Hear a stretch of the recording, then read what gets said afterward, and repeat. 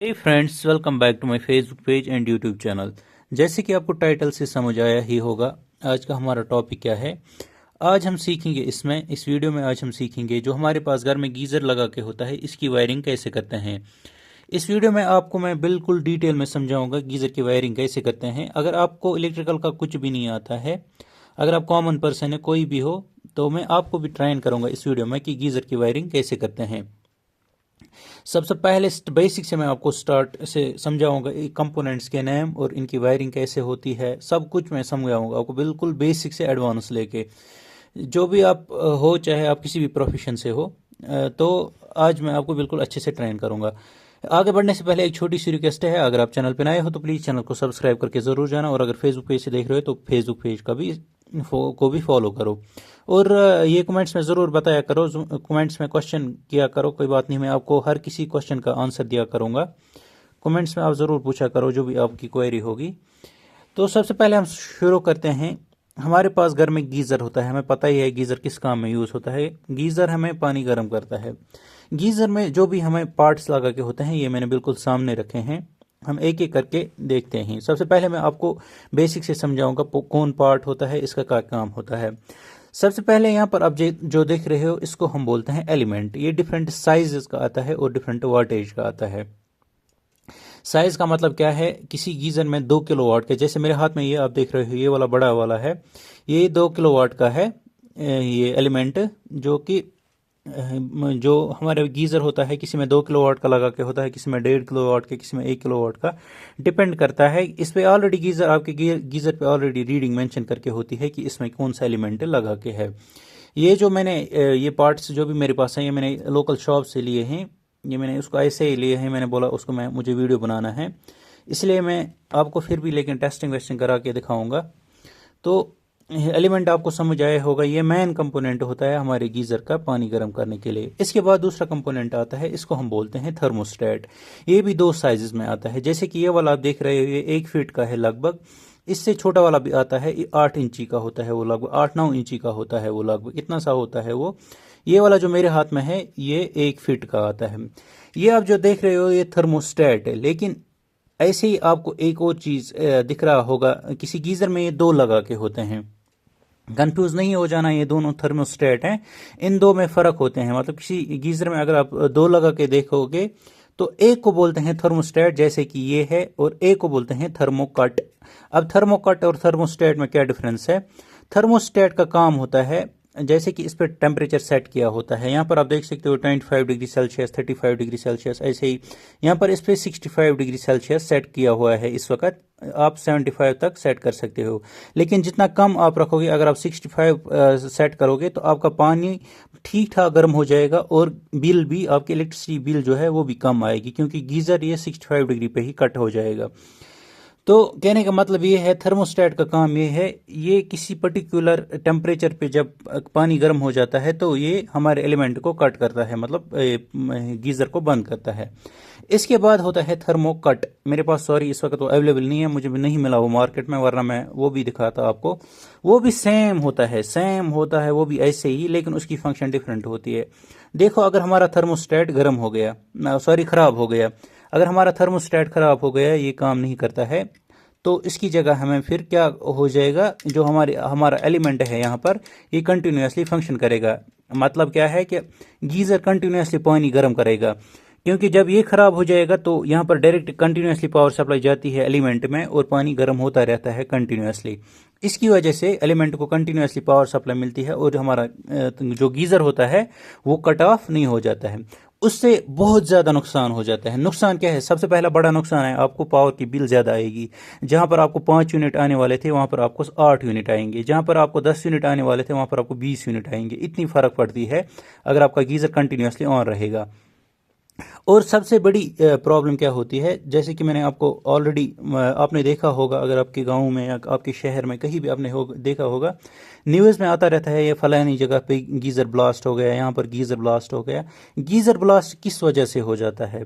देखो, जब आपका पानी कंटिन्यूसली गर्म हो जाता है, आपको पता ही होगा, जो हमारा गीज़र है वो बिल्कुल क्लोज्ड होता है, मतलब बिल्कुल क्लोज्ड टैंक होती है। तो जब हमारा पानी कंटिन्यूसली गर्म होता है, गर्म होता है, गर्म होता है, उसमें भाप जमा होती है, जिसको हम ये बोलते हैं, वो ना जब जब ये होते हैं ना, उबाल उबाल जिसको हम बोलते हैं, वो ईयर जब उसमें बहुत ज़्यादा ये हो जाता है, जमा हो जाता है, जमा हो जाता है, तो एक टाइम ऐसा आता है कि वो फट जाता है, क्योंकि ईयर को बाहर निकलने की जगह ही नहीं रहती है। इसीलिए आजकल जो हमारे ये होते हैं, जो आजकल नए नए गीज़र्स आते हैं और जो अच्छे कंपनी के गीज़र्स आते हैं, उनमें जो आपने प्रेशर वैल्यू लगा के देखा होगा, नीचे से वो ब्लू कलर का वो ऐसे एल टाइप का लगा के होता है, उसको हम प्रेशर वैल्यू बोलते हैं, वो एक्सेस प्रेशर को रिलीज करता है। मेरे कहने का मतलब यहाँ पर था थर्मोकट वही काम करता है। अगर 90 डिग्री या 80 डिग्री उस पर भी टेम्परेचर आप सेट कर सकते हो। अगर 85 डिग्री सेल्सियस पे पानी गर्म हो गया, उसके बाद वो भी ये गीज़र को कट कर सकता है। जैसे कि थर्मोस्टेट प्राइमरी काम करता है, उसके बाद जो हमारा ये होता है थर्मोकट होता है, वो सेकेंडरी काम करता है। अब मेन चीज़ आता है बात कनेक्शंस का। थर्मोस्टेट और ये मैंने आपको ऑलरेडी समझाया इसमें क्या क्या होता है। इसमें मेन कंपोनेंट्स यही दो हैं। सबसे मेन कंपोनेंट जो है, एक एलिमेंट जो टॉप मोस्ट है, इसके बगैर गीज़र फंक्शन ही करेगा, फंक्शन काम ही नहीं करेगा। और थर्मोस्टेट होता है और दो इंडिकेटर्स होते हैं, एक रेड इंडिकेटर है और एक ग्रीन इंडिकेटर है। डिफरेंट गीजर्स में डिफरेंट काम होता है इन इंडिकेटर्स का। देखो, बहुत सारे गीजर्स में मैंने देखा है रेड का मतलब है कि गीजर ऑन है, मतलब रेड और ग्रीन एलईडी जब दोनों ग्लो हो जाएंगे, इसका मतलब है कि गीजर हमारा चल रहा है, इस वक्त फंक्शन कर रहा है।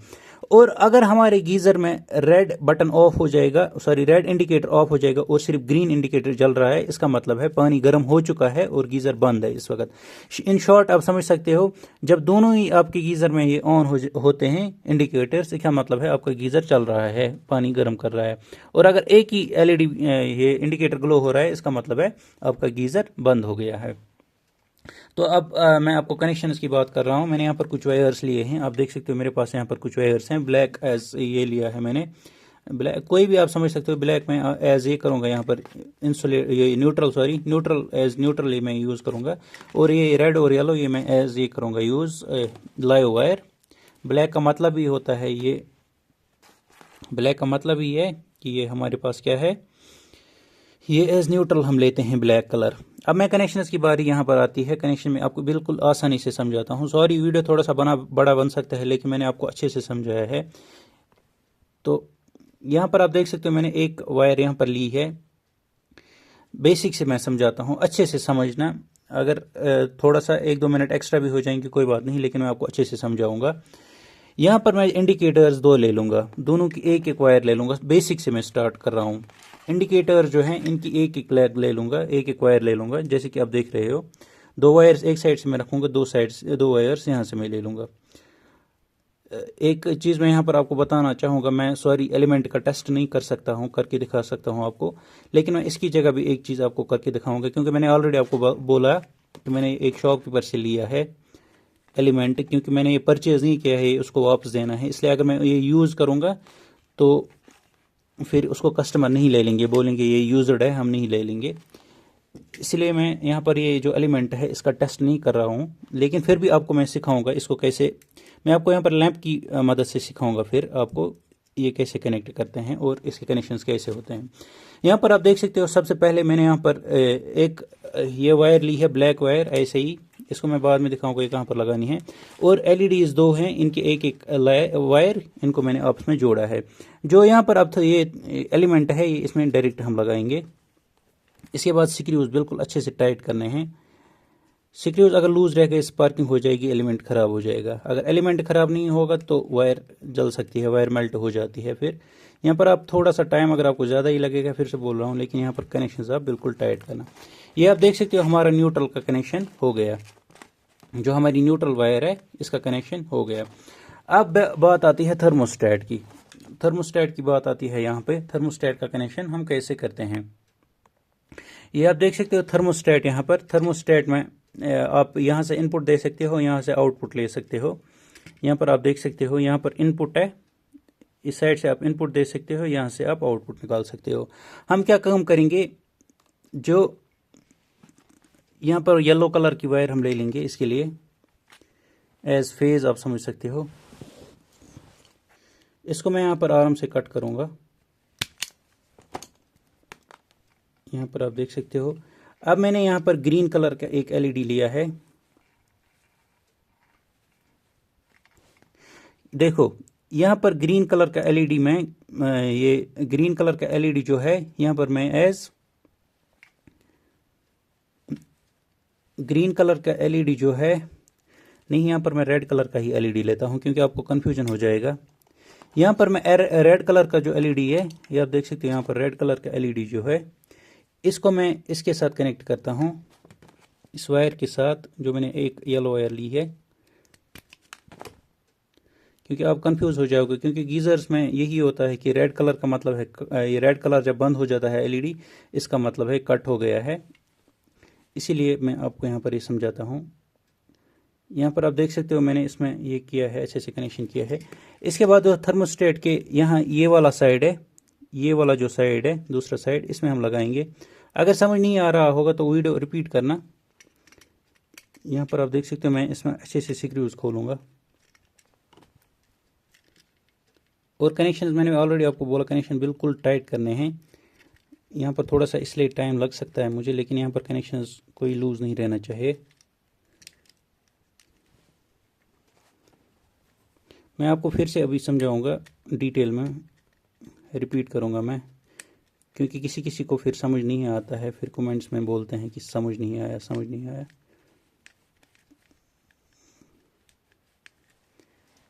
ये आप देख सकते हो अब समझ आया होगा यहाँ तक।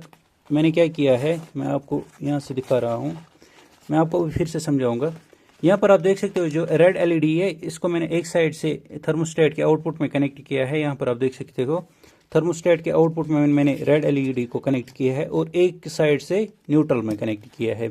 इसके बाद हम क्या काम करेंगे, जो ये वाली वायर है लाइव वाली वायर है, इसको हम काम करेंगे थर्मोस्टेट के लाइव में कनेक्ट करेंगे, लेकिन इसके साथ हम ग्रीन कलर का एलईडी कनेक्ट करेंगे। यहाँ पर आप अच्छे से देखना,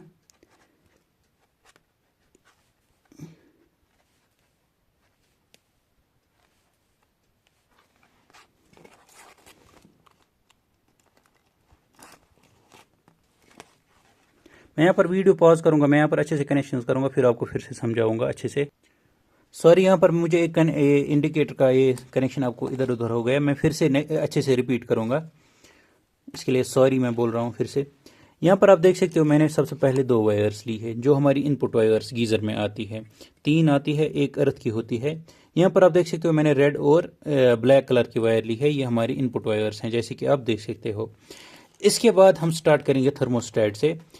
यहाँ पर आप काम करोगे, रेड एलईडी जो हमारे पास होता है, रेड एलईडी का एक वायर, रेड एलईडी की एक वायर आप रेड के साथ रेड वायर के साथ कनेक्ट करोगे इनपुट में, थर्मोस्टेट के इनपुट में। इसके बाद आप देख सकते हो मैंने इसका आउटपुट निकाला है, थर्मोस्टेट का आउटपुट निकाला है, वो डायरेक्ट एलिमेंट में दिया है, ठीक है यहाँ तक।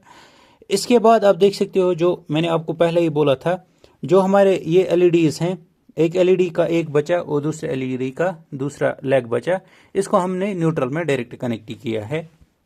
बस इतना ही इसका कनेक्शन है, कुछ नहीं करना है।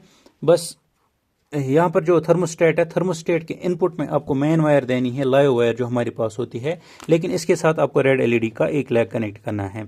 इसके बाद आप काम करोगे डायरेक्ट इससे आउटपुट निकाल के न्यूट्रल में कनेक्ट कर, सॉरी एक लाइव जो एलिमेंट का लाइव है इसमें आप कनेक्ट करोगे। इसके बाद क्या काम करना है, जो एलईडी के नेगेटिव लेग, ये जो हमारे ये इंडिकेटर्स हैं, इनकी जो न्यूट्रल लेग है इनको हम आपस में कनेक्ट करेंगे, एक न्यूट्रल इसकी एक लेग इसकी, और हम डायरेक्ट इसको न्यूट्रल के साथ कनेक्ट करेंगे यहाँ पर न्यूट्रल वायर, और जो न्यूट्रल इनपुट वायर आ रही है ये डायरेक्ट हम एलिमेंट में दे देंगे। अब हम यहाँ पर टेस्टिंग करेंगे, मैं आपको टेस्टिंग में अच्छे से समझाऊंगा टेस्टिंग कैसे करते हैं, लेकिन मैं आपको ऑलरेडी बोला मैं यहाँ पर एलिमेंट का टेस्ट नहीं करके दिखा सकता हूँ आपको, क्योंकि एलिमेंट मेरा नहीं है, मैंने ऑलरेडी लिया है बाजार से। ऊपर से इस वक्त यहाँ पर पावर भी नहीं है, तो यहाँ पर मुझे इन्वर्टर की लाइट है, उस पर मैं 2 किलोवाट का ये नहीं लगा सकता हूँ एलिमेंट, इसको मैं साइड में रखता हूँ। सेम आप इस होल्डर को एज एलिमेंट समझो, इस होल्डर को आप एलिमेंट समझो, ये समझना आप ये एलिमेंट है। मैं आपको यहाँ पर टेस्ट करके दिखाऊंगा, इस होल्डर में मैं आपको यहाँ पर दिखा के टेस्ट करूँगा अच्छे से, आपको वायरिंग भी समझ आएगी इससे।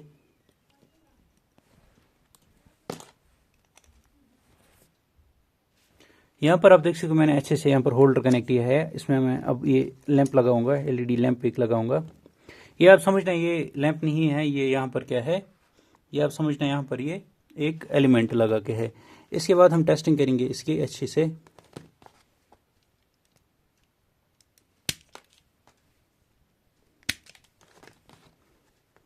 यहाँ से देख सकते हो आप, मैंने इनपुट वायर्स को ये निकाला है इंसुलेशन।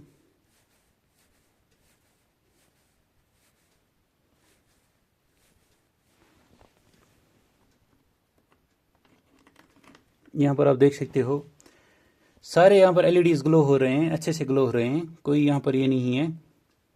अब मैं आपको यहाँ पर दिखा रहा हूँ कि कट कैसे हो जाता है। यहाँ पर जो हमारा ग्रीन एलईडी है ये कट होना चाहिए। मैं आपको यहाँ पर दिखाऊंगा, ये हमारा ग्रीन एलईडी है, अच्छे से ग्लो कर रहा है। जब हमारा एलिमेंट कट हो, अब आप सोच रहे होंगे ये कैसे हमें दिखाएगा, ये टेस्ट करके मैं आपको दिखाऊंगा। यहाँ पर पानी कैसे मैं बनाता हूँ, यहाँ पर मैं आपको दिखाऊंगा। एलईडी को मैं आपको यहाँ पर दिखाने की कोशिश कर रहा हूँ। यहाँ पर आप देख सकते हो एलईडी, आप इस पे नज़र रखना, मैं अभी आपको दिखाऊंगा इसको मैं कैसे टेस्ट करूंगा। यहाँ पर जो हमारा थर्मोस्टेट है इसको मैं आगे से हीट दे दूंगा। हीट किससे दे दूंगा, यहाँ पर मैंने एक लाइटर लिया है। आप समझना यहाँ पर ये जो लाइटर है ये पानी उबल रहा है, जितनी लाइटर की हीट बढ़ रही होगी इतना आप समझना पानी उबल रहा है। आप देख सकते हो यहाँ पर, आप देख सकते हो यहाँ पर मैं लाइटर जला रहा हूँ, तो इसका मतलब है यहाँ पर ये हीट अप हो रहा है। मैं इसको आगे से यहाँ पर दिखा रहा हूँ आपको, यहाँ पर आगे से मैं इसको हीट दे दूंगा। आप ग्रीन एलईडी की तरफ नज़र रखना, बस जो हमारा ग्रीन एलईडी है अब इसकी तरफ ध्यान रखना। ये भी कैसे कट हो जाएगा क्योंकि यहाँ पर हीट लग रही है इसमें।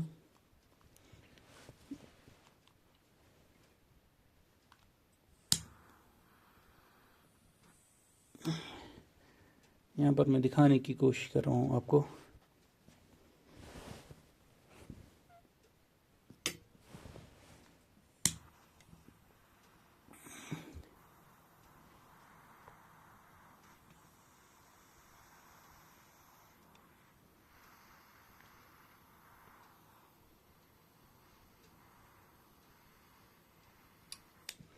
देखना लाइट कैसे बंद होगी, देखो लाइट भी बंद होगी, एक तो हमारा एलईडी भी बंद हो गया और ये भी बंद हो गया। ये ग्रीन लाइट भी बंद हो गई थी और यहाँ पर आप देख सकते हो एलईडी भी बंद हो गया था कुछ टाइम में।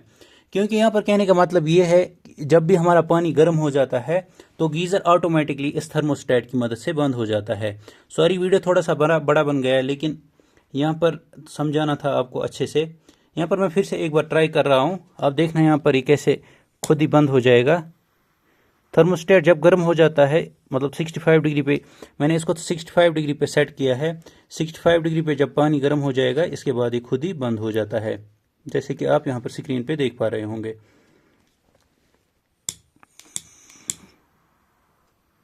यहाँ पर आप देखना एलईडी की तरफ ये नज़र रखना। एलईडी आप समझो ये एलिमेंट है, देख सकते हो एलईडी भी बंद हो गया और ग्रीन लाइट भी बंद हो गई, लेकिन रेड लाइट यहाँ पर देख सकते हो आप ये चल रही है। रेड लाइट आप देख रहे हो ये चल रही है। अब फिर से ठंडा हो गया पानी, फिर से गीज़र खुद ही ऑन हो गया। आई होप आपको वीडियो पसंद आया होगा। देख सकते हो आप कितनी मेहनत लगती है, और मुझे समझ आया होगा कि मैं समझ पाता हूँ कि आपको वीडियो बड़ा ये लग रहा होगा, इसके लिए मैं सॉरी कर रहा हूँ ऑलरेडी। तो आई होप आपको समझ आया होगा। अगर समझ नहीं आया, कनेक्शन अभी समझ नहीं आए तो प्लीज़ कमेंट्स में ज़रूर बताना। मैं शॉर्ट वीडियोज़ में फिर से समझाने की कोशिश करूँगा। बाकी मिलते हैं नेक्स्ट वीडियो में, तब तक के लिए गुड बाय।